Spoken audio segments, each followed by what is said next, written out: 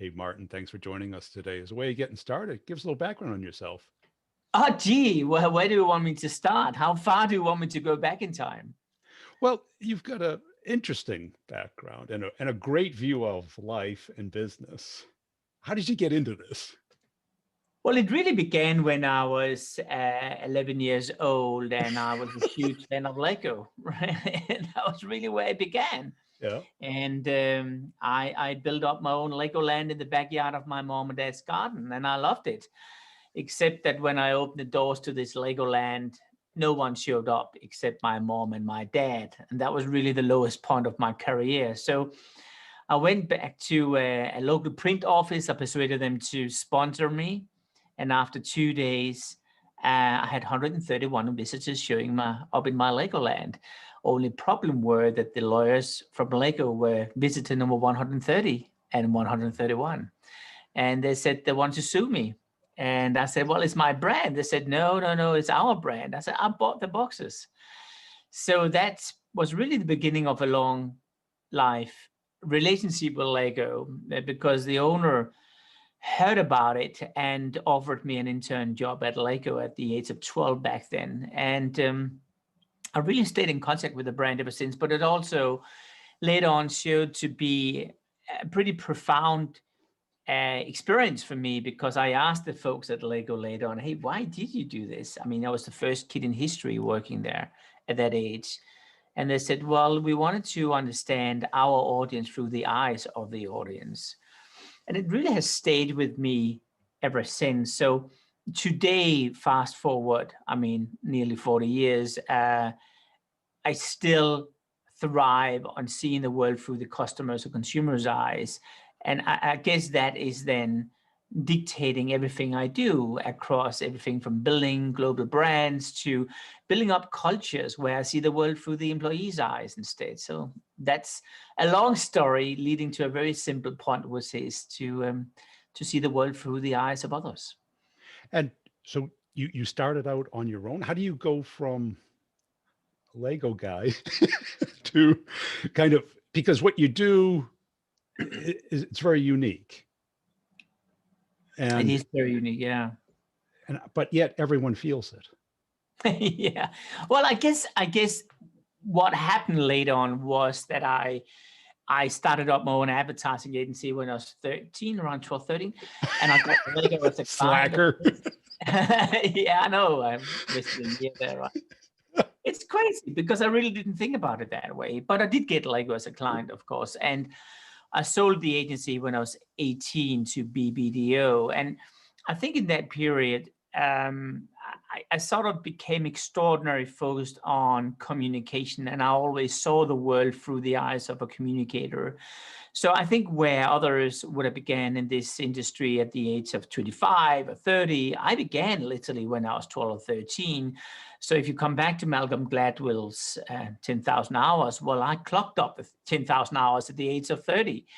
And so I think when everyone else began to talk about conventional branding at that stage, I was sort of, I guess, far ahead, because I started to say, well, hey, concept of branding, let's move on. I mean, why don't we create personal brands that didn't exist back then? Why don't we use our senses? So I wrote a book called Brand Sense, which was the first book in the world, and later on inspired Steve Jobs and their team to do that stuff.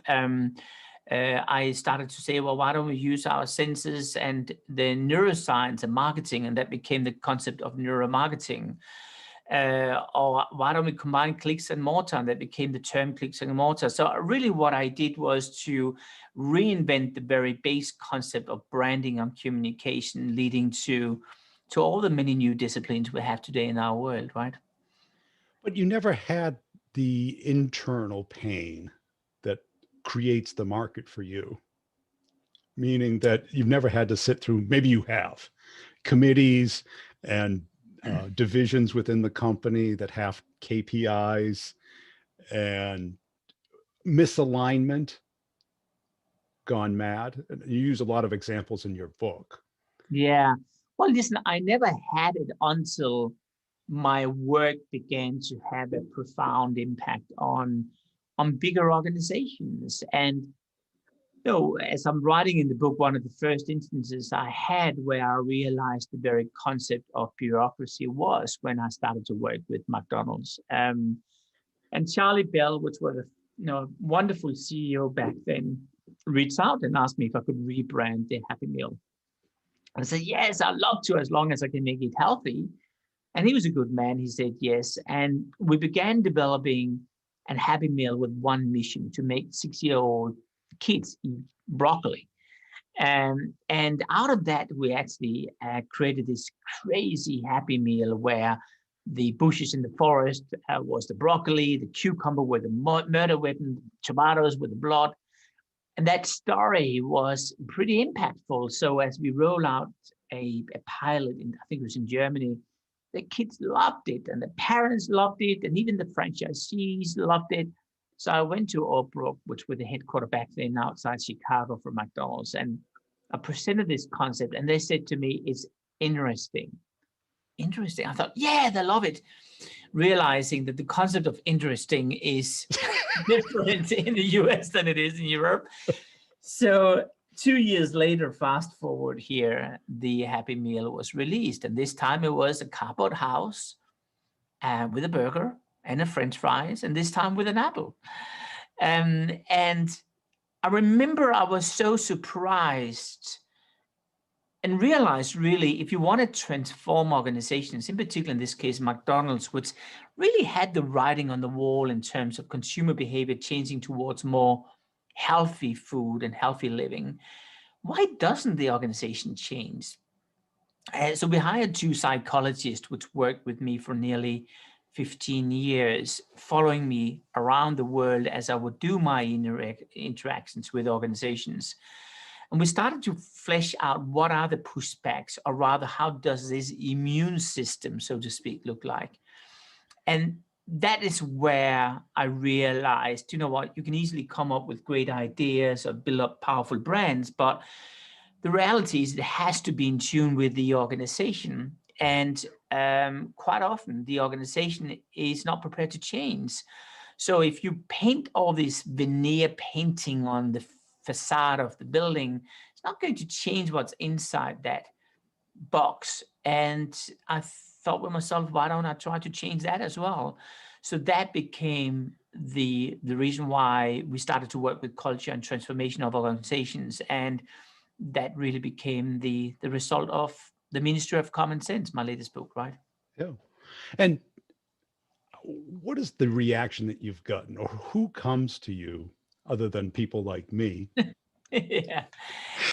It is extraordinary because the people coming to us today is such a broad variety. It is on the very high level, it's royal families, where they want us to reposition, rebrand, or fix the culture in a royal family. It's countries where they want us to rebrand the country. It is celebrities where we build up brands, people from scratch. And of course, it's organizations in a big way. And these companies typically ask us one out of 2 things. One is they say, hey, we do not feel we're in tune with what's happening in the future. Can you align us and transform our organizations? And with that, of course, the side product is branding, but it's also changing the culture. Or some of the other organizations, as we have a lot of them right now, saying, our culture suffers immensely right now from COVID-19, us working behind the screens. We know our biggest assets is our people, but we just don't know how to keep them motivated. We have no purpose. We're just right now suffering a big way. How can you get us back on track?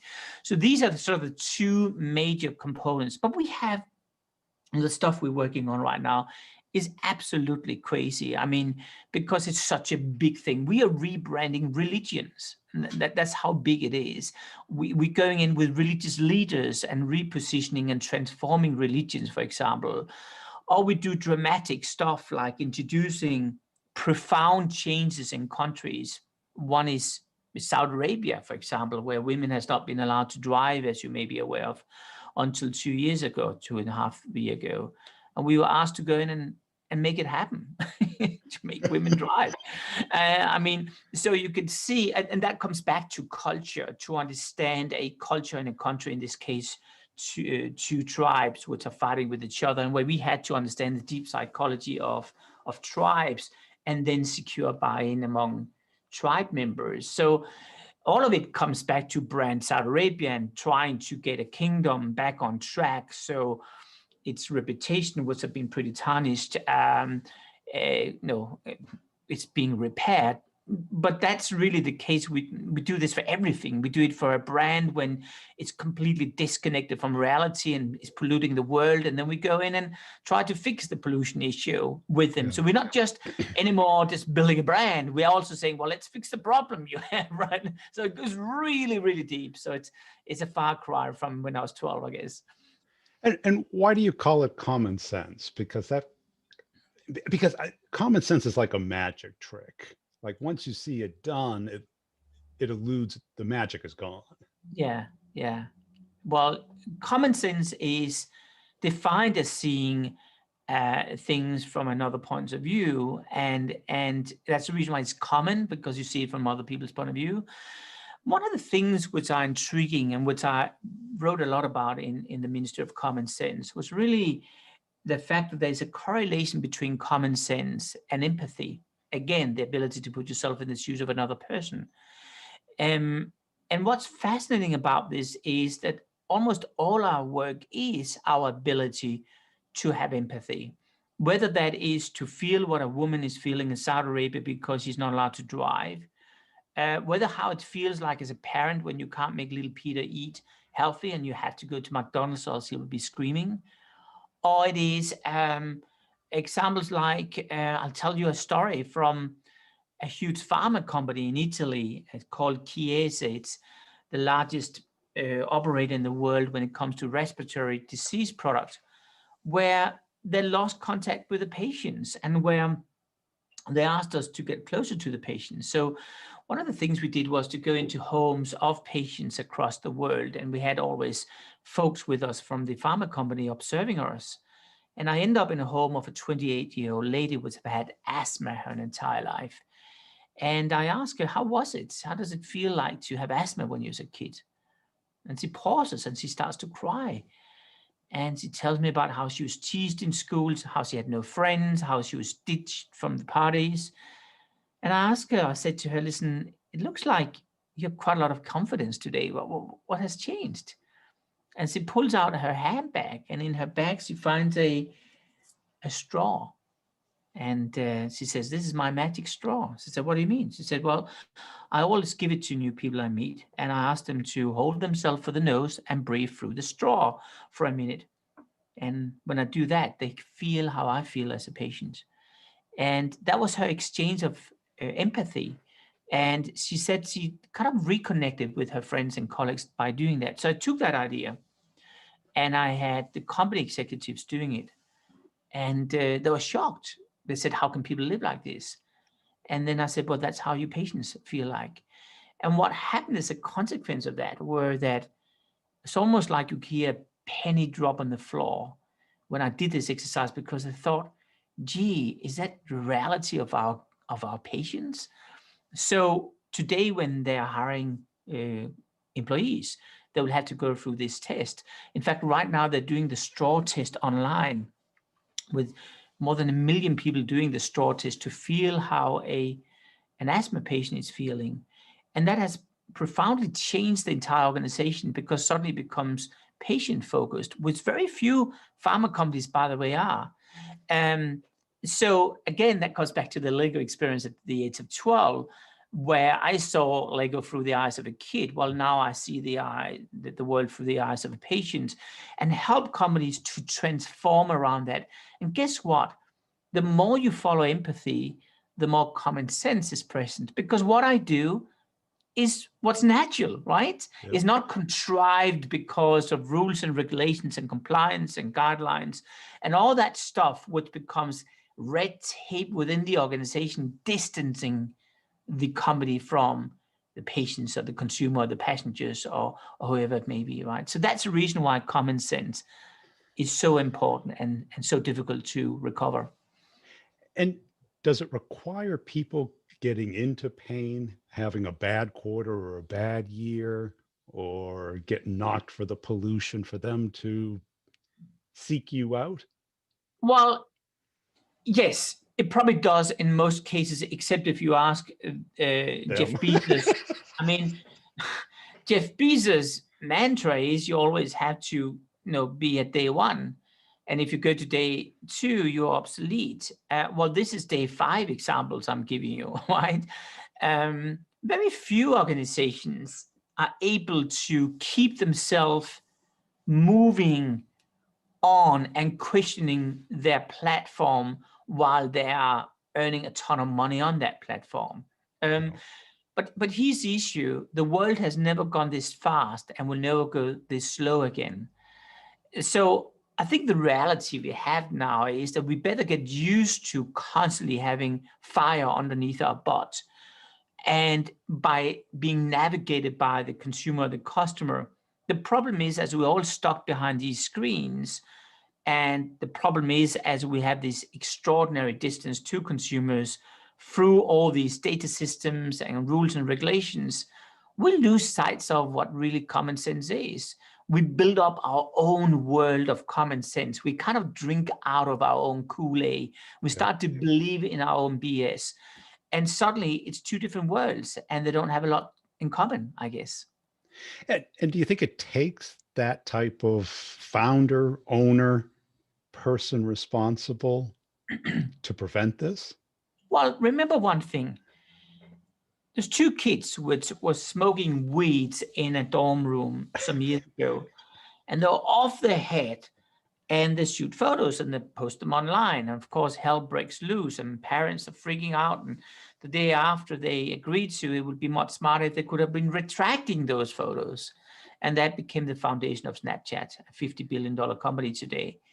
Those two kids felt pain. That was empathy. And with that, they recruited other like-minded kids who have felt pain. So Yeah. through the sense of empathy, the company grew to what it is today. Founders quite often are in tune with the consumers. I'll give you an example. So 19 years ago, believe it or not, I went to Sweden to spend time with the founder and the late CEO of IKEA, Ingvar Kamprad. And I went to his office and he was not there, and I asked, where is he? And they said, well, he's at his usual place. I said, where is that? At the cash register. And sure enough, there he was, sitting, this old man, already back then, checking every customer out. And I asked him during the lunch break, why do you do this? And he says, listen, I'm sitting here because then I can look the customers in the eyes and feel what they're thinking and sense what they're hoping. I can see the dreams in their eyes. And that is the reason why IKEA is what it is today. He, just like the founders of Snapchat or Uber or any of the other companies, had the sense of empathy. They were in tune with the audience. I do think that quite often founders are good at evolving. I think everyone around them lean up against the leader. And if the leader is either dished out of the system, side railed, or just lose interest, that's where hell breaks loose. Yeah, it's classic. The founder, then by the third generation, the company's worthless Yeah, yeah, because those principles and that empathy dissipates. yeah, yeah, it does.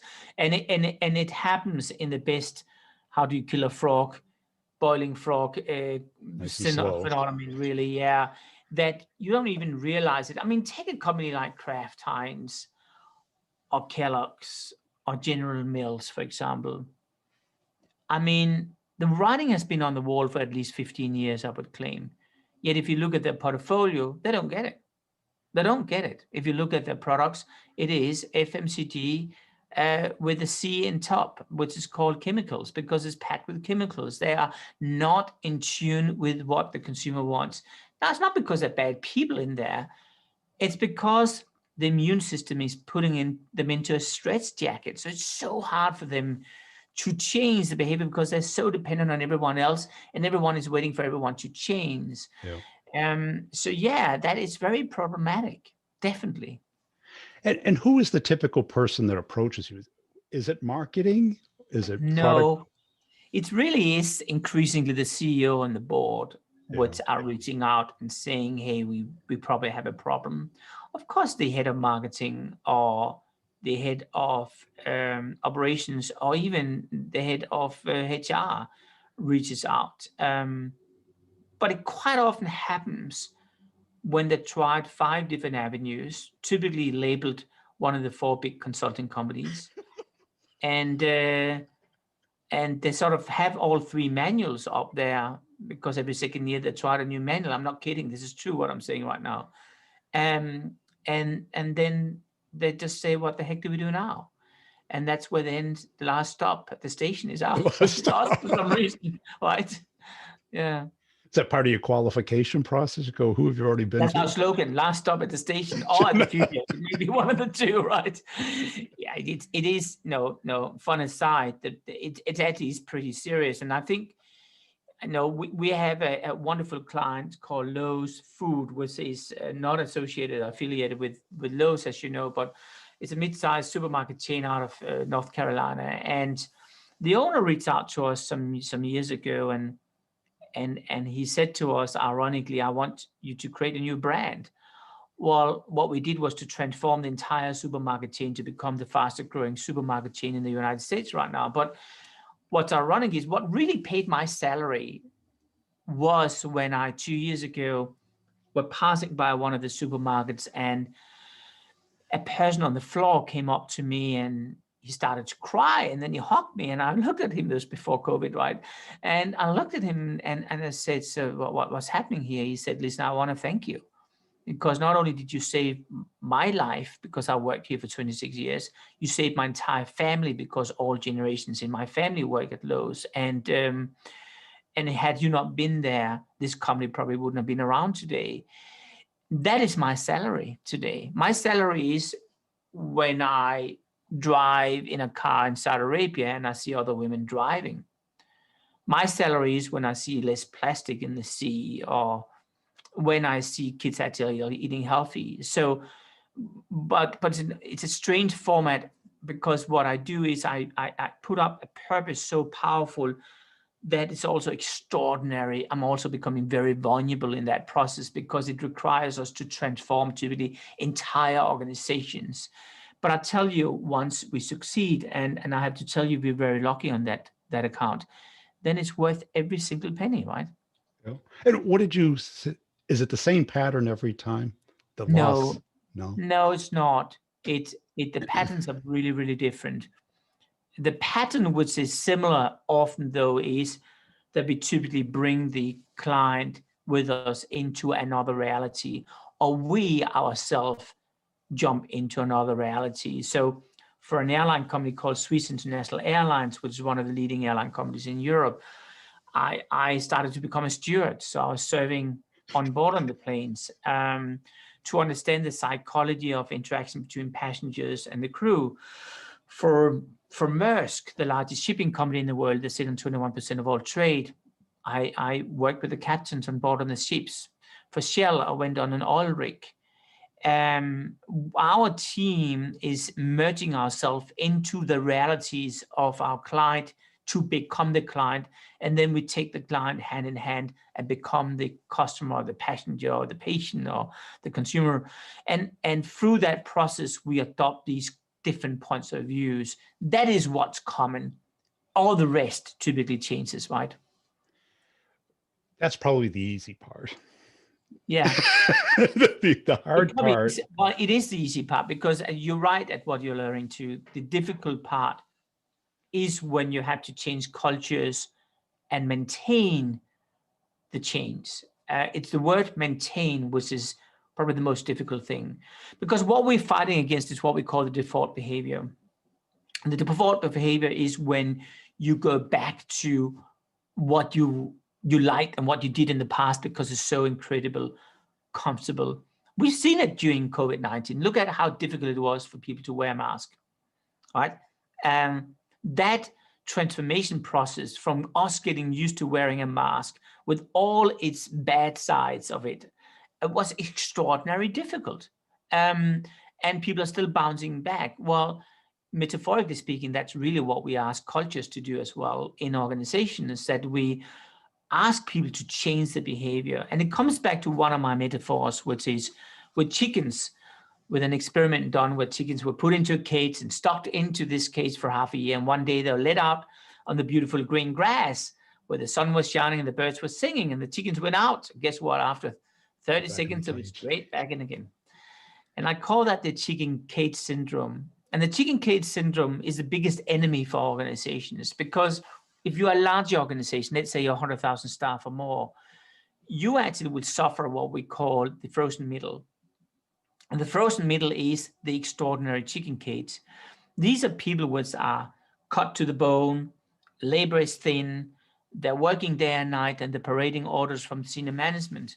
Senior management is pretending to give them a mandate, but they don't want to pick it up. And because they don't believe in it, because they're afraid of it, whatever it is. And that's where you have these organizations constantly trying to go through a transformation project, or a project simplicity is one of the favorite terms I'm hearing everywhere, which quite often is renamed to project complexity. Or you have project how, which typically is becoming project why. All these projects, right, is happening in these organizations with a desperate attempt to change and maintain a new change of the culture, and time after time it bounces back to the default behavior. So that's where we spend a tremendous amount of time on cultures, on embedding in new values and truly living them. And we're first leaving the organization once we can see that this is sustainable. And I'll tell you one thing, Brian, this is tough. This is very, very tough, because you cannot just deliver a PowerPoint slide and then you believe you've done the work, right? It is culture. And what I heard was kind of like finding a true north, principles versus departments, fiefdoms. Yeah. But that's true. That's true. The true north is very important, which is what we can define as a purpose. But again, if the CEO comes up with this purpose, then that needs to be truly owned by everyone in the organization. And one of the foundational issues is that the KPI systems in organizations are not built for it. I mean, think about it. I'll give you an example. So for Maersk, the shipping company, we were asked to turn them around. And we went to China, went in and listened to call centers across China. And guess what happened? I realized that all these complaints they would receive in these huge call centers were all tagged as force majeure, which is all about earthquakes or COVID-19 type of formats, but not every single one, really. So we started to go through the systems and realize that if you tick force majeure, it only requires you to fill out 1 page. But if you tick anything else, it's 3 pages. And we realized the reason why was because the KPIs were linked to time. That means the faster they can do it, the more money they would receive, not to satisfaction. Yeah. So we changed that little thing, which actually were a simple change, and suddenly we are aligning outside in with inside out. But here's the issue. When you are a consumer today, you don't respect and you really don't care about silos in a company when you deal with a brand. I mean, it's not like you want to book a trip on United, and then you first book the luggage carousel, and then you book the aero bridge, and then you book the catering, and then you book the seat, and then you book the cleaning. Then you would go mad. All these divisions are expected to work together. Yet when you look at KPIs, they quite often pay you per performance individually or performance for the company. So one of the ideas I'm talking a lot about in the book is inspired by Alan Mulally, which is the former CEO of Ford and of Boeing, and which is, as you know, was voted as the top CEO, I think, for a whole decade in the US. And Alan had a very simple model he's using when he employed people. He said, instead of having 1 KPI, let's measure people on 3 points. First, how well do you do? You can get a score between 0 and 2, by the way. 2 is the highest. By the way, how well does the company do? between 0 and 2. And then he had a third point, which is how good are you at working with others, other colleagues, other departments, 0 or 2, or in between. Now, here's the smart thing. The two first numbers you add together. So let's say you get 2 and 2, it becomes 4, but then you multiply it with the last number. So if you're really good, it becomes 8. And if you get a 0, you get 0. And that really changed the whole mindset of both Boeing and Ford. And I think these type of behaviors of breaking down the silos through the KPIs, and of course, everyone seeing the world through the customer's eyes, which is what you define as your North Star. When you add all these layers of new way of thinking, then common sense come back. And once that comes back, guess what? Then you start to earn money. And I think Maersk is a very good example. Maersk 3 years ago had the biggest loss in history of the company. And yesterday, actually today, they announced the biggest profit in history of the company, and the share price has gone up 300% over 1.5 years because of that simple approach. So it gives you a sense of it's not rocket science, but it just requires you to be very, very clear about what you do. Great. This has been fantastic, Martin. Where can people best go to learn more about you and your work? Super simple. Take my name, martinlindstrom.com, where you can find me on hashtag Martin Lindstrom on Twitter, Facebook, LinkedIn, and everywhere else. And by the way, every Tuesday I have my own program with Marshall Goldsmith running on my LinkedIn account, which is called the M&M Show, and where we have two amazing business icons from around the world, Tom Peters, Gary Hamel, all those folks, talking about how to drive and run companies. So fun stuff.